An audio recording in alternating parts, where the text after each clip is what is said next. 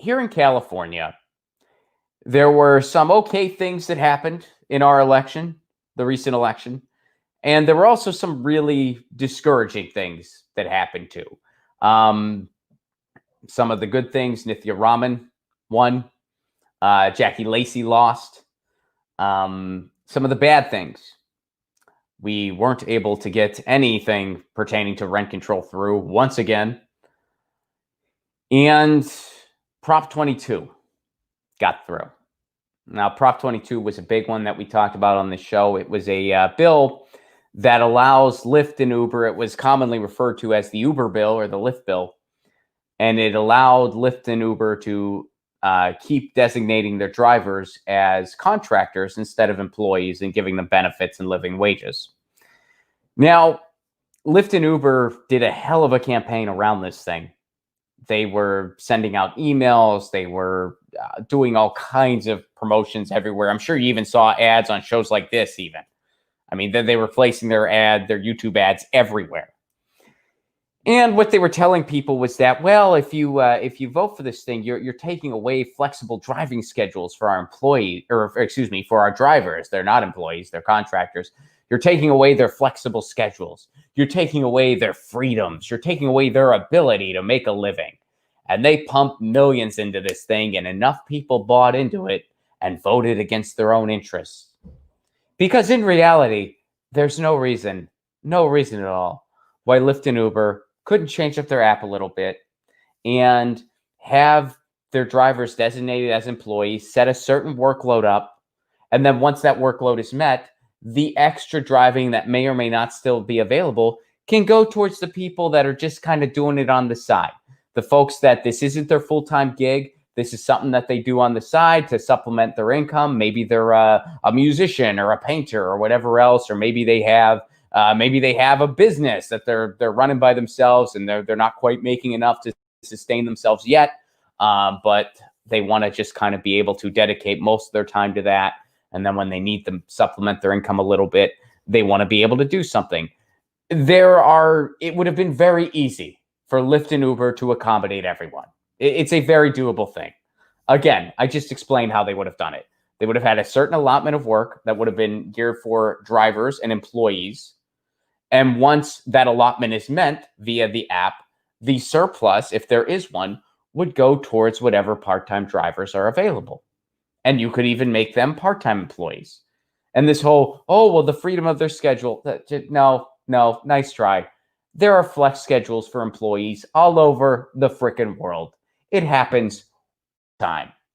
So Prop 22 was basically a bill that allows Lyft and Uber and companies like it to exploit workers and to continue doing so.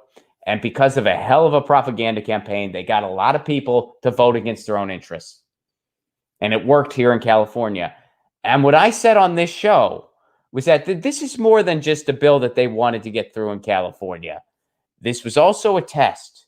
This was a test for them to see what they could get away with. That was a prediction, or I guess a projection, whatever you want to call it, that I made on this show. And here's a report from Democracy Now! Today. After Prop 22 win for Uber and Lyft, advocates fear new wave of anti-worker laws pushed by big tech. Let's go to the article, see what they're saying. Ride-hailing companies Uber and Lyft scored a major victory with the passage of Prop 22 in California. Workers' right advocates fear they will push similar measures in other states. And it goes on to give a summary of what 22 does. Again, Prop 22 will exempt companies in the so-called gig economy from having to classify their workers in the state as employees rather than as independent contractors. Uber, Lyft, and other companies that rely on gig workers spent more than, here's the number, folks. I said they spent millions. Here's the exact number that Democracy Now! Points out for us. $200 million. $200 million. How much do you think it would have cost for them to kind of just tweak the way their app worked to designate, to fix the workload so that it went to the drivers designated as employees? I bet it would cost a lot less than $200 million. And by the way, when their CEO is pulling in, what their CEO is pulling in, they can designate their drivers as employees, because this all goes into another piece of policy called AB5 that designates it in the state of California. When you have people who are doing services essential to your business, they need to be classified as employees. They can't be contractors. And there are a couple carve-outs, so to speak, where that doesn't apply, like for journalists or musicians or comedians. And we've gone over that bill before. The carve-outs, it still does need some massaging. There still needs to be some fine-tuning in the legislation, but it's already happening. I mean, they did the carve-outs for musicians. They did the carve-outs for journalists and photographers, basically so people that are freelancers, that should be freelancers, aren't affected by this in the negative. But for someone who is providing driving services on a driving app, they should be employees. That's kind of essential to the frickin' business. Now, Lyft and Uber tried to say, oh, no. The service we provide is matching up people. That's what we provide. Okay. Let's see how long your app stays afloat if you just connect people and then the ride doesn't happen. Hey, I'm using Lyft and or Uber to get a ride from the airport. Oh, here is Saul in a Toyota Camry who's going to come pick me up. Hey, Saul, are you on your way? Oh, no, I'm not on my way. The purpose of this app is to just connect us. So, hi, I can't come get you. I don't actually pick you up in my car, but I could. Wouldn't it be neat? Yeah, Saul, that'd be neat. I bet that app doesn't last very long. The ride happening is kind of a big part of what they do. So nice try, Lyft and Uber, but your drivers are essential to what you do, and they should be designated as employees. But they spent $200 million to promote Prop 22. Again, they could have taken that $200 million and been compliant with AB5. Totally could have taken that $200 million and been compliant with AB5. They could have treated their employees better. The CEO would still be rich, by the way. CEO would still be plenty rich. But now, instead of having drivers who have to sleep in their cars, drivers would be paid a living wage, and they'd be given benefits. And that's the way it should be. Because guess what? They generate the wealth. The drivers generate the wealth. The drivers generate the wealth that the CEO gets to enjoy. So they should be given a fair piece of the pie. End of story. But they spent $200 million to promote Prop 22, and a survey of California voters who voted yes on the measure showed, here's something interesting that Democracy Now! Points out, 40% thought they were supporting gig workers' ability to earn a living. So they bought into the propaganda, basically. Even though critics say the measure will do the opposite. So here's something that Sherry Murphy, a Lyft driver and organizer with Gig Workers Rising, had to say. The law will now exempt drivers like me from basic wage and labor protections afforded to most workers in the state in the middle of a pandemic. Now, Democracy Now! Went on to speak with Veena Dubal, a professor of law at the University of California, Hastings, who says that measures like Prop 22 expose extreme danger to American workers. If this spreads past California, we are heading for an even worse situation of inequality than we are already experiencing. It was a test, folks. Prop 22 was a test. It was a test to see, well, what can we get away with?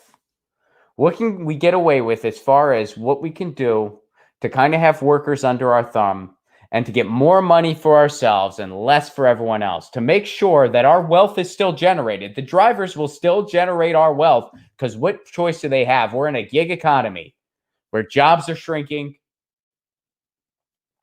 So they don't have a choice. They're stuck either way. So how can we make sure the crumbs that we give them, even though they're essential, we don't exist without them, but how can we make sure the crumbs that we give them are as little as possible? In California was a test, and I bet you if you're Lyft or Uber, you're feeling really empowered right now because you just got away with it in California. The state that we're told is some big progressive utopia. It's not. There is no progressive utopia in the United States. It doesn't exist.